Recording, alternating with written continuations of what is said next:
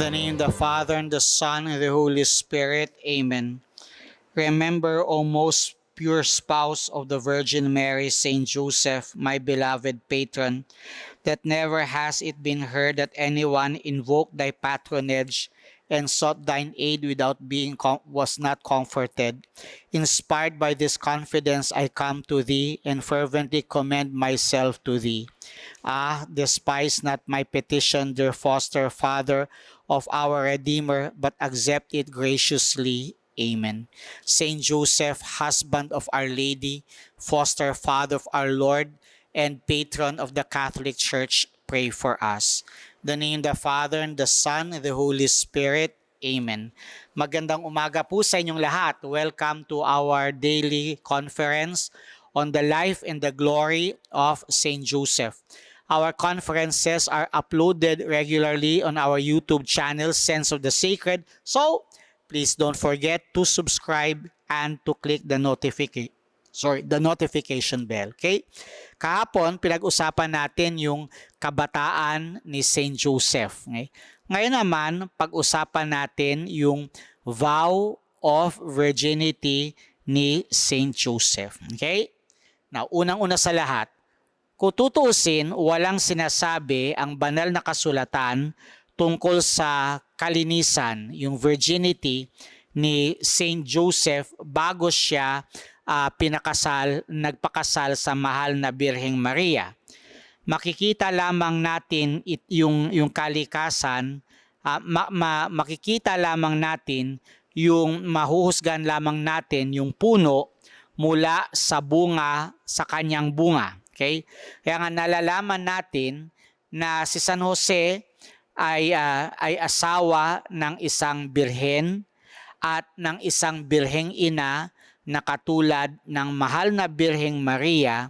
Ito ay sapat na upang makumbinsi ang napakaraming mga fathers of the church na panghawakan na si San Jose ay isang birhen dahil sa kanyang sariling pagkukusa bago pa man siya napili na maging asawa ng mahal na birhen. Okay.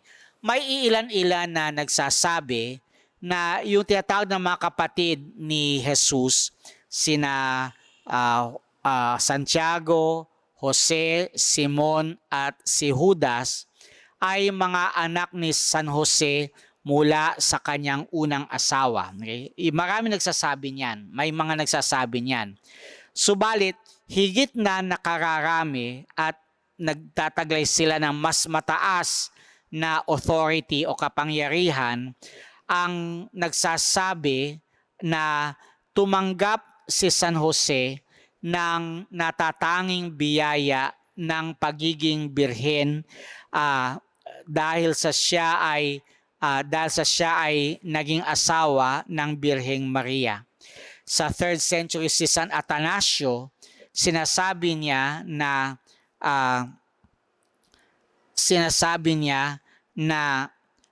si Maria at si Jose ay parehong nanatiling birhen at ito ay napatunayan ng iba't ibang mga pagpapatotoo. So, 3rd century, Saint Athanasius.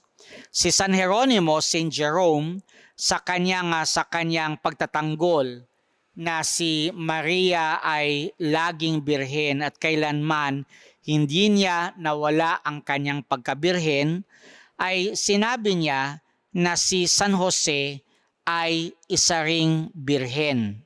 Okay? Para ang kasal ng dalawang birheng na ito ay maging lugar kung saan ang birhen na anak ng Diyos ay maisilang. So, the marriage between Joseph and Mary was a virginal marriage according to Saint Jerome. Kasi si Maria at si Jose ay parehong birhen. Si Saint Peter Damian, okay, sinabi niya na ito ang pananampalataya ng simbahan na upang ang anak ng Diyos, na ito ang panampalataya ng inang simba na ang anak ng Diyos ay hindi nasihan lamang sa pagkakaroon ng isang inang birhen. Niloob din niya na ang tatayo o ang tumatayo para sa Diyos Ama ay maging isang birhen din. Okay? So, that God the Son was not simply satisfied with having a virgin mother. He also willed that the one who would represent God the Father would also be a virgin. Okay? It would also be a virgin. Ang sabi ni St. Thomas Aquinas, no, kung nagtanong si St. Thomas Aquinas, paanong mangyayari na ibigay ng mahal na birhen ang kanyang kamay bilang ibigay ang kanyang sarili bilang asawa ni San Jose kung hindi niya nakita na si San Jose ay gumawa din ng vow of virginity. Okay? So, bago daw nakasal sina San Jose at mahal na Birheng Maria, ang mahal na birhen ay tiniyak ng Diyos sa mahal na birhen na siya mismo ang ang ibibigay sa kanyang asawa ang siyang magtitiyak na si Maria ay mananatiling birhen hanggang sa katapusan ng kanyang buhay. Kaya nga wala siyang dapat ikatakot na magpakasal kay San Jose. Okay? Si San Francisco de Sales, ang sabi niya, anong tayog ng kabutihang ito ng pagiging birhen na tinaglay ni San Jose, sapagkat siya ay itinadhana ng Diyos Ama upang maging tanod at kasama sa pagkabirhen mismo ni Maria. Ayon kay San Francisco de Sales, pareho silang gumawa ng sumpa na pananatilihin ang kanilang sarili sa virginity sa buong buhay nila, at ito at niloob ng Diyos na sila ay pagsamahin bilang mag-asawa upang sa gayon ay lalong pagtibayin ang pag-aalay nila ng kanilang sarili at upang mapalakas nila ang isa't isa sa pagpapanatili sa kanilang pagpapasya na manatiling birhen.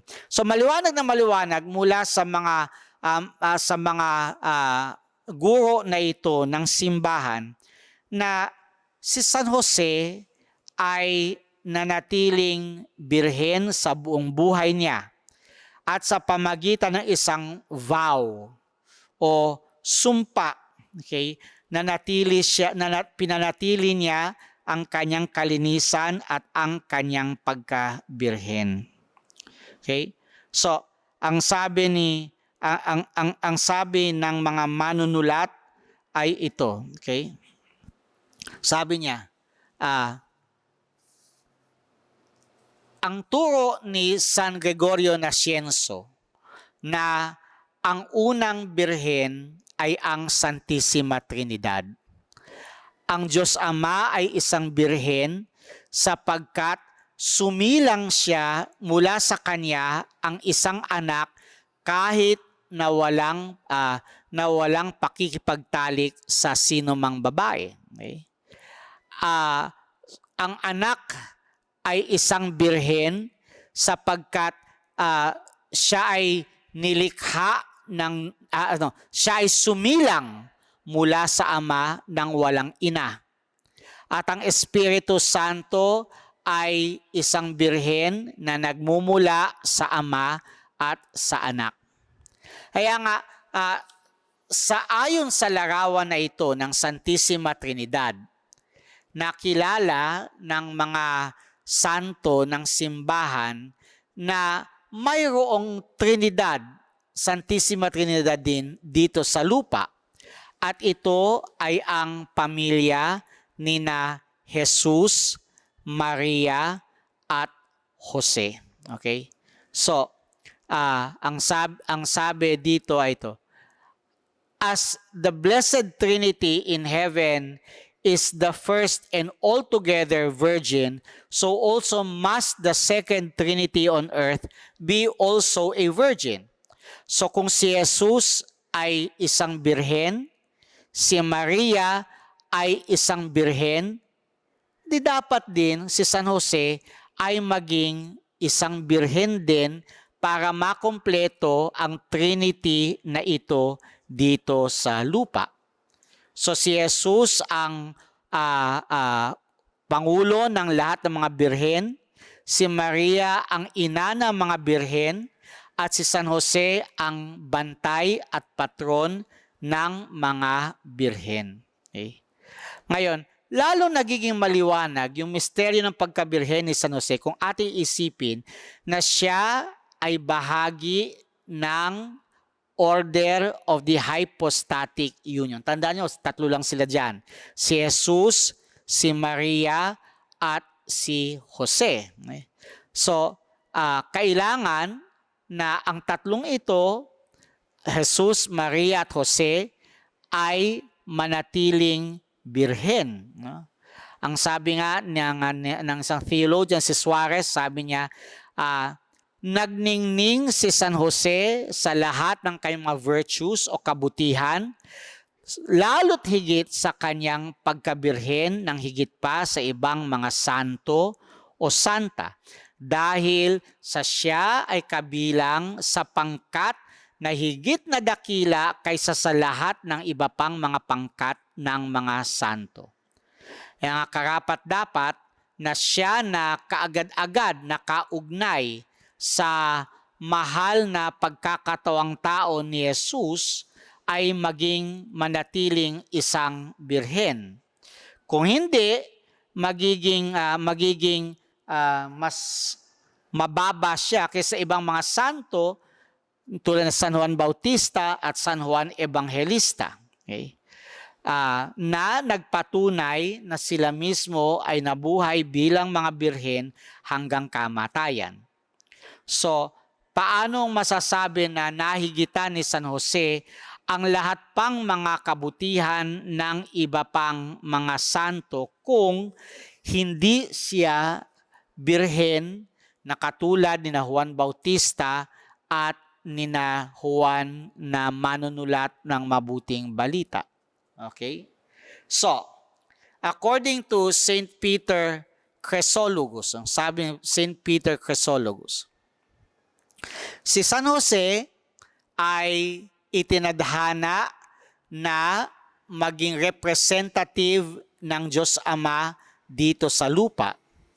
At siya ang representative ng Diyos Ama sa buhay mismo ng anak ng Diyos na si Jesus. So kung ang perpetual virginity ay nagniningning sa Santissima Trinidad, okay? Kung ang perpetual virginity ay nagniningning mismo sa Diyos Ama, well, bilang representative ng Diyos Ama dito sa lupa, kailangan din na taglayin ni Saint Joseph ang napakagandang virtue na ito ng virginity to the highest degree.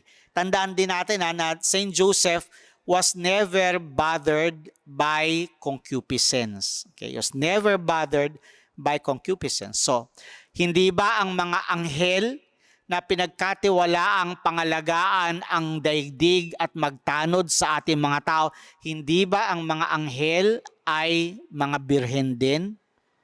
Kung gayon, hindi ba mas nararapat na si San Jose na siyang mangangalaga at magtatanggol kina Jesus at Maria, hindi ba dapat mahigitan ni San Jose ang mga anghel sa kanilang pagkabirhen?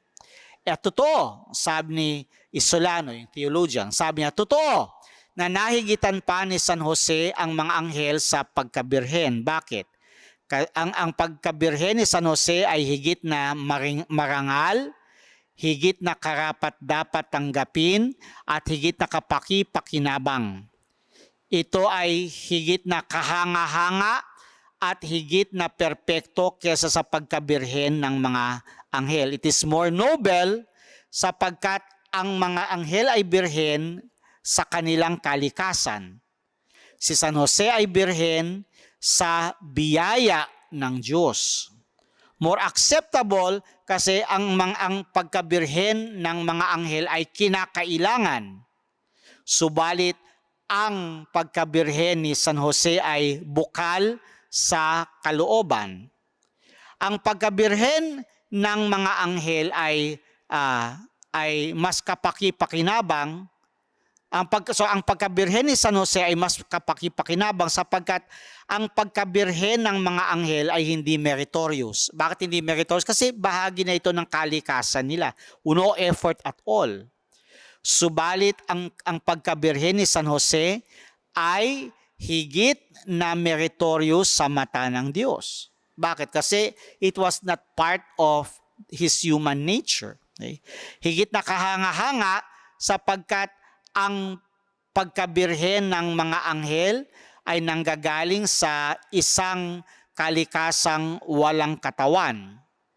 Subalit ang pagkabirhen ni San Jose ay pagkabirhen ng isang nilalang na mayroong katawang panlupa. It is more perfect sapagkat ang pagkabirhen ng mga anghel ay sa espiritu lamang, subalit ang pagkabirhen ni San Jose ay sa katawan at sa kaluluwa. Ang tanong ay, saan nakuha ni San Jose ang ganitong klaseng kabutihan? So much so that he is even called an angel rather than a man. So si San Jose ay nangunguna sa lahat ng mga tao. Kung paanong si Maria ay una sa lahat ng mga bukod na pinagpala sa babaeng lahat, si San Jose ay bukod na pinagpala sa lalaking lahat. Sapagkat siya mismo ay kusang loob na nagsumpa na siya'y mananatiling birhen habang buhay. Kahit na ito'y tila baga lumalabag sa kustumbre ng mga Hudyo. Sapagkat lalo tigil ang mga bahagi ng lipi ni Haring David, lahat ng lalaki kailangan magkaroon ng anak para posibleng manggaling sa kanila ang pinangakong hari ng Israel. Subalit dahil sa kanyang kababaang loob, hindi hinangad ni San Jose ang karangalan na matawag na ama ng hari ng Israel. Kaya he made a vow of virginity. Pero yun nga ang nakakapagtaka. Kung sino pa ang umaayaw sa karangalan ng pagiging anak ng hari ng ama ng hari ng Israel, siya pa ang pinagkalooban ng pagkakataong matawag ng gayon. Okay? Kung sino pa talaga yung tumatanggi out of humility, siya pa ang pinagkalooban ng pagkakataong matawag na ama ng anak ni David, ama ng hari ng Israel. Sa kanya pinili siya ng Diyos na maging bahagi sa matagal nang inaantay na kaligtasan ng Israel. Okay? Kaya nga, buong puso nating dakilain si San Jose. Pinakita niya ang kanyang sarili na nakahigit pa sa lahat ng mga santo dahil tinaglay niya ang pambihirang kaloob na ito ng pananatiling birhen hanggang kamatayan. At dahil dito, higit siyang karapat-dapat na mapili bilang asawa ng mahal na Birheng Maria. Let us pray.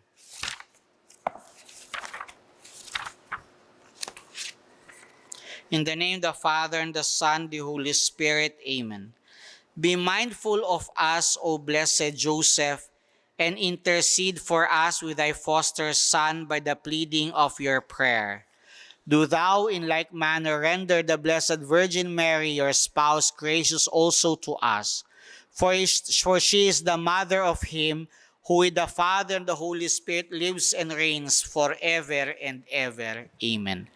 Glory be to the Father, and to the Son, and to the Holy Spirit, as it was in the beginning, is now, and ever shall be, world without end. Amen. Our Lady of the Sacred Heart, hope of the hopeless, pray for us. Saint Joseph, pray for us. Thank you for joining us in today's conference. Remember, Saint Joseph is the guardian of virgins. Let us pray for all the religious who have made their vows of virginity to God, that they may be protected always by Saint Joseph. God bless you. Don't forget to like and to share.